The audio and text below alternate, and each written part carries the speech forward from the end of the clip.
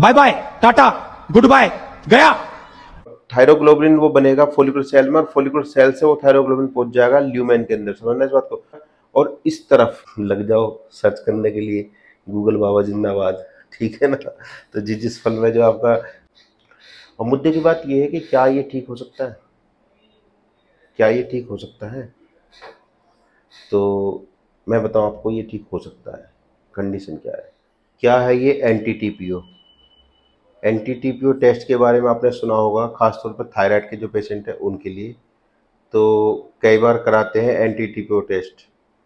तो ये क्या क्या बला, किस बला का नाम है ये एंटी टीपीओ, और ये टेस्ट है और क्यों करवाना है, कराना चाहिए कि नहीं चाहिए, क्या इसके कराने कुछ फ़ायदे हैं या नहीं है, आज इस वीडियो में यही बात करेंगे। ओके। तो थायराइड के पेशेंट मोस्टली थायराइड प्रोफाइल कराते हैं T3 और T4। ओके। कुछ पेशेंट्स ऐसे हैं जो एंटी टीपीओ टेस्ट करवाते हैं, सब नहीं कराते, कुछ बहुत कम, 10% 5% है ना। तो एंटी टीपीओ टेस्ट एक्चुअली में है क्या चीज़ ये, और क्यों करवाना चाहिए? देखिए, एंटी टीपीओ का, पहले तो एंटी टीपीओ की फुल फॉर्म समझिए। एंटी, एंटी का मतलब एंटीबॉडी ऑफ टीपीओ। टीपीओ का फुल फॉर्म होता है थायराइड पेरोक्सीडेज एंजाइम। ओके। एक एंजाइम होता है, हमारी जो थायराइड ग्लैंड है वहाँ पर यूज होता है, इसका एंजाइम का मतलब रोल है, और इसकी एंटीबॉडी बॉडी के अंदर बन जाती है। ओके। और वो एंटीबॉडी टेस्ट में चेक करी जाती है कि एंटीबॉडी है कि नहीं है। एंटी टीपीओ टेस्ट में अगर एंटीबॉडी आपकी एंटी टीपीओ टेस्ट में आ रही है तो पॉजिटिव टेस्ट मान लो एक तरीके से एंटी टीपीओ। और उसका मतलब क्या होता है? उसका मतलब कि आपको कोई ऑटो इम्यून डिसऑर्डर है, आपको कोई ऑटो इम्यून डिजीज है, आपका थायराइड पर ऑटो इम्यून, मतलब थायराइड पर जो इम्यूनिटी जो सेल्स होती हैं हमारी बॉडी के अंदर, वो सेल्स अटैक कर रही हैं आपकी थायराइड ग्लैंड पर। ठीक है। उस केस में अगर आपका ये पॉजिटिव आ रहा है तो क्योंकि नॉर्मली क्या पेशेंट क्या करता है, वो T3 T4 TSH करा लेता है और वो सोचता है मुझे हाइपोथायरॉयडिज्म है या हाइपरथायरॉयडिज्म है, और उसका ट्रीटमेंट करता रहता है। लेकिन वो ये नहीं देखता कि कहीं उसको ऑटो इम्यून डिजीज तो नहीं है। Auto immune disease, auto immune disease जो होती है वो दो तरह की है। ऑटो इम्यून इसके अंदर, थायराइड के अंदर दो तरह की डिजीज आती है। एक आती है होशिमोटो थायरोइडाइटिस, और एक आता है ग्रेव्स थायरोइडाइटिस। ठीक है। तो थायरोइडाइटिस वर्ड का मतलब है थायराइड ग्लैंड्स का स्वेलिंग हो जाना, और होशिमोटो साइंटिस्ट के नाम पे आ गया। ठीक है। होशिमोटो थायरोइडाइटिस में क्या होता है, इसमें जो थायराइड ग्लैंड होती है वो हाइपो एक्टिव हो जाती है, मतलब डीएक्टिवेट हो जाती है, खत्म हो जाती है, या फिर काम करना बंद कर देती है, ना के बराबर हार्मोन बना रही है। तो T3 T4 हार्मोन नहीं बन पाएंगे या कम बनेंगे। ओके। तो उससे क्या होता है, T3 T4 वैल्यू कम आएगी और TSH की वैल्यू ज़्यादा आएगी इस वाले केस में, हाशिमोटो थायरोइडाइटिस वाले केस में। और सेकंड केस क्या है? सेकंड केस में आता है ग्रेव्स थायरोइडाइटिस, या ग्रेव डिजीज बोल सकते हो। तो ग्रेव डिजीज में क्या होता है हमारे पास में, उसमें ज़्यादा एक्टिव हो गई थायराइड ग्लैंड, हाइपर एक्टिव। ठीक है। हाइपर एक्टिव का मतलब क्या है कि उसको ज़्यादा मात्रा में T3 T4 बना रही है। ओके।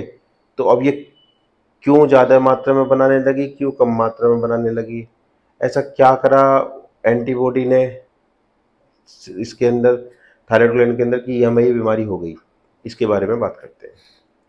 तो होता क्या है, देखिए, ये एंटी टीपीओ के बारे में जानने से पहले आपको पता होना चाहिए कि ये टीपीओ जो है, थायराइड पेरोक्सीडेज एंजाइम जो है, ये एंजाइम हमारी बॉडी में करता क्या है। एक्चुअली क्या होता है कि जो हमारा थायराइड हार्मोन बनता है, पहले तो थायराइड हार्मोन की बात करते हैं। थायराइड हार्मोन हमारे पास दो दो हार्मोन होते हैं, एक तो T3 एक T4। T3 का फुल फॉर्म होता है ट्राई आइडोथायरोक्सिन या ट्राई आइडोथायरोनिन बोल सकते हो, और T4 का होता है टेट्रा आइडोथायरोनिन। ठीक है। दो तरीके के हमारे पास में ये हार्मोन होते हैं थायराइड ग्लैंड के अंदर, जो कि जनरेट होते हैं थायराइड ग्लैंड्स के अंदर ही। अब जनरेशन के लिए जो कच्चा कच्चा माल जो बोलते हैं इसको, वो क्या चीज़ है? एक तो टायरोसिन, पहली वीडियो में बता चुका हूँ, टायरोसिन अमीनो एसिड्स होता है, और एक होता है आयोडीन। ओके। जो अमीनो एसिड्स होता है जो हम खान पान से ले सकते हैं, और आयोडीन जो होता है वो हम नमक वमक ले लेते हैं, आयोडाइज साल्ट लेते हैं। तो ये इन दोनों के मिलन से के फलस्वरूप बनता है आपका जो है T3T4। ओके, उसके थायराइड ग्लैंड के अंदर। TSH अलग होता है, TSH पिट्यूटरी ग्लैंड से सीक्रेट होता है, थायराइड स्टिमुलेट हार्मोन, वो तो सिग्नल देता है कि भैया आप ये T3T4 बनाओगे या नहीं बनाओगे, वो इसको डिसाइड करता है। खैर, तो T3T4 बनते हैं थायराइड ग्लैंड के। अब थायराइड ग्लैंड्स के अंदर क्या क्या होता है देखिए जरा। इसके अंदर क्या होता है, एक थायराइड फोलिकल होती है। ओके, थायराइड फोलिकल क्या होती है, थायराइड फोलिकल फोलिकुलर सेल बोल सकते हो। एक तरीके से बहुत सारी सेल्स ऐसे इकट्ठी होकर एक सर्कुलर स्ट्रक्चर बनाती हैं। जैसे कि एक एक तालाब होता है, तालाब, उस तालाब की बाउंड्री कर दो ईंटों वाली से उससे, तो वो बाउंड्री जो करी है वो सेल्स है, ठीक है। और सेंटर में तालाब है, उस तालाब को इसकी लैंग्वेज में बोलते हैं ल्यूमेन। ओके, ल्यूमेन को दूसरी भाषा में बोल सकते हैं कोलोइड, ठीक है। तो हमारे पास दो चीज़ है, फोलिकुलर सेल्स और कोलोइड। तो फोलिकुलर सेल कवर करती है कोलोइड को, पहली चीज़ तो ये समझिए। ओके, और फोलिकुलर सेल जो है वो जो मैंने बाउंड्री बताई है उसके चारों तरफ रहती है ब्लड वेसल्स। उसके चारों तरफ क्या रहती है, ब्लड वेसल्स। तो ब्लड वेसल से खून पूरी बॉडी में से आएगा, बॉडी में जाएगा, वो चीज़। ओके, तो होता क्या है, अब ब्लड वेसल्स में से इस थायराइड फॉलिकल के अंदर एक दरवाजा होता है, एंट्री गेट होता है, जिसमें से आयोडीन अंदर आता है।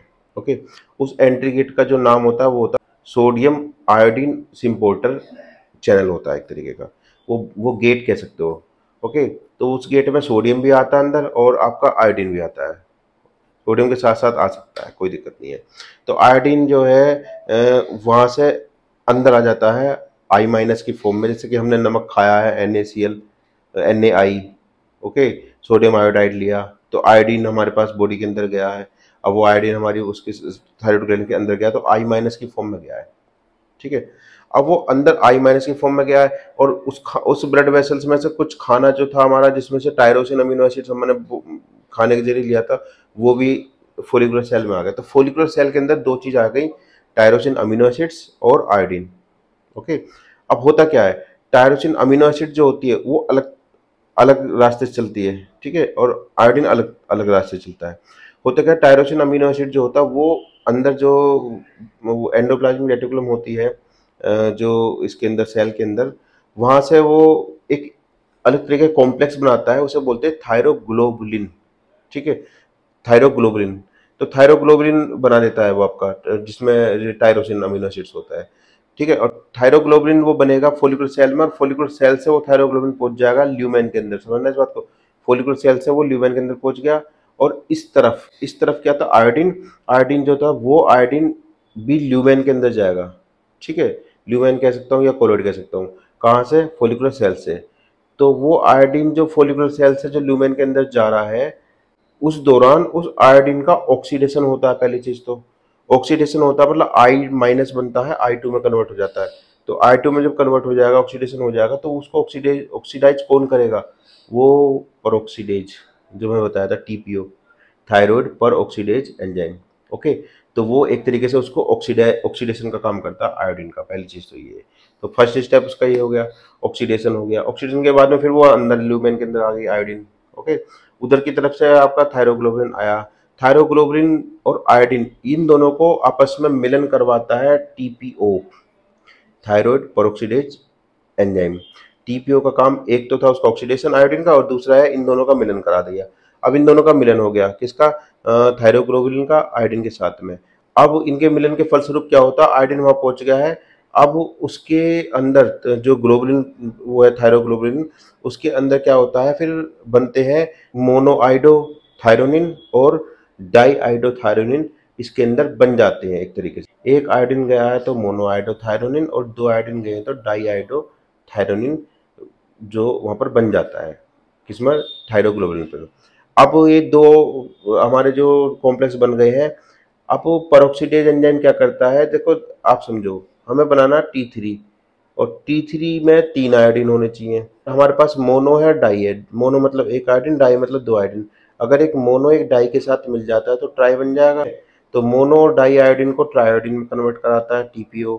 और क्या कराएगा, और दो डाई आपस में मिलकर टेट्रा बना देंगे T4। तो इस तरीके से उसी ग्लोबुलिन, जो थायरोग्लोबुलिन है, उसी पर ही हमारे पास में क्या होता है, T3T4 दोनों बन जाते हैं। तो T3T4 दोनों बन गए हमारे पास में। अब T3T4 के साथ साथ कुछ मात्रा में मोनो डाई भी उस पर रहते हैं ग्लोबुलिन पर।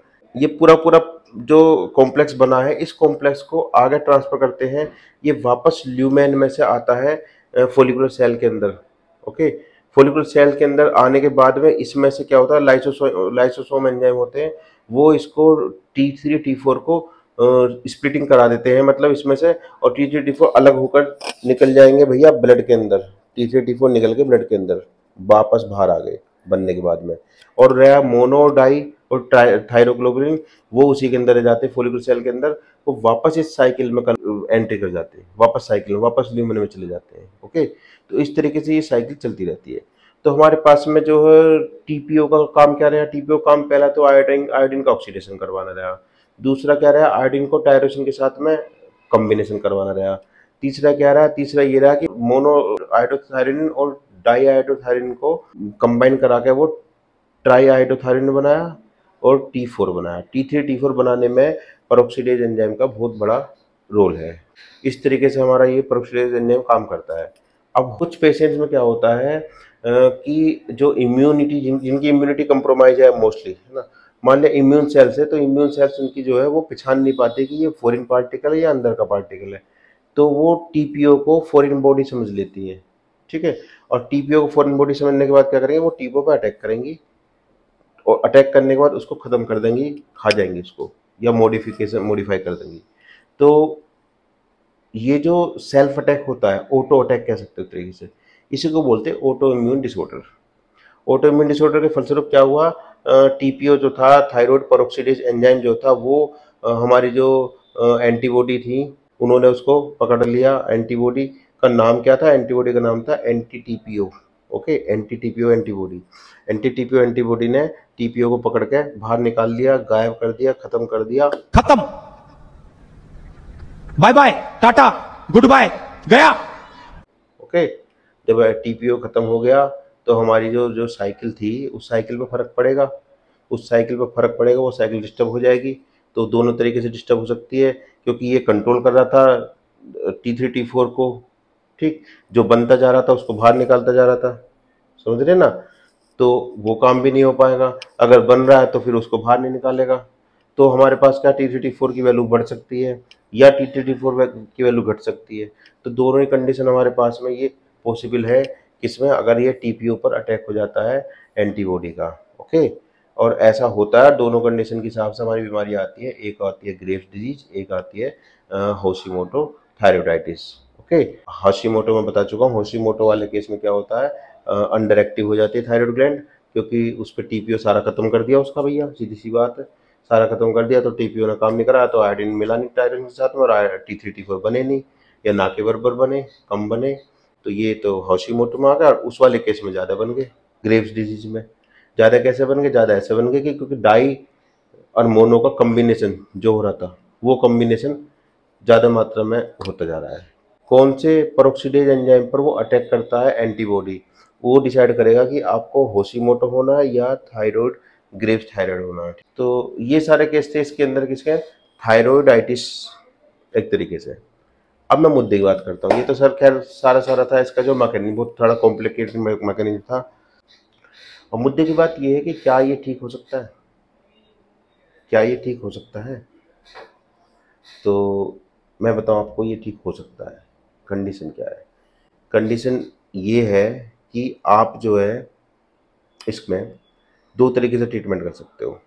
पहला, देखो कि वो ग्रेव्स है या होशिमोटो है, पहले तो ये डिसाइड करो।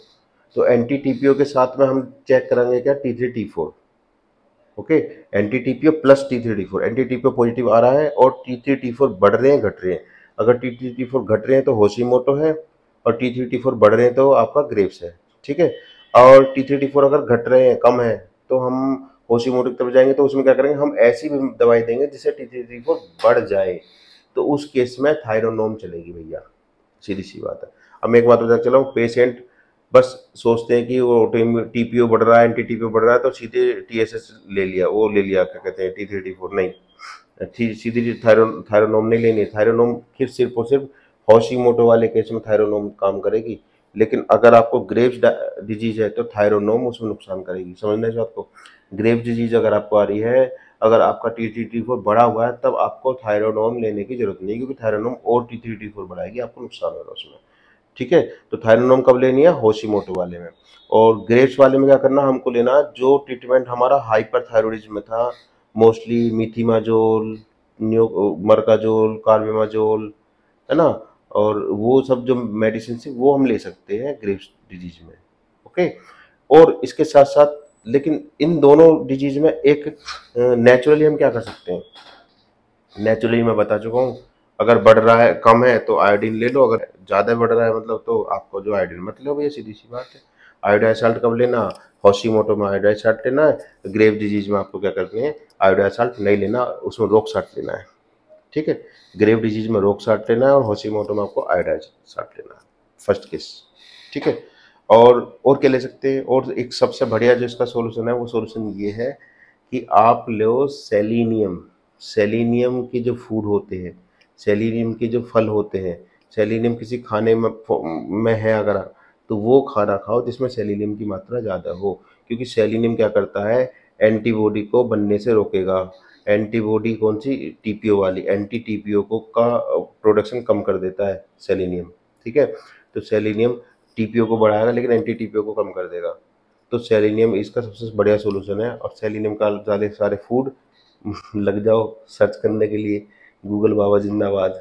ठीक है ना, तो जिस फल में जो आपका सेलिनियम आ रहा है उस फल को आप इसमें ले सकते हो बड़े तरीके से, दोनों में ही, हाशिमाटो में भी और ग्रेप्स में भी। ठीक है, तो ये इसका सोल्यूशन है। बाकी और कुछ समझ में ना आ रहा हो तो भैया मेरा नंबर दे रखा है, कॉल कर सकते हो, ऑनलाइन कंसल्टेशन कर सकते हो, बढ़िया। ओके, ठीक है जयराम जी की, मिलते हैं नेक्स्ट वीडियो में, तब तक के लिए बाय, थैंक यू।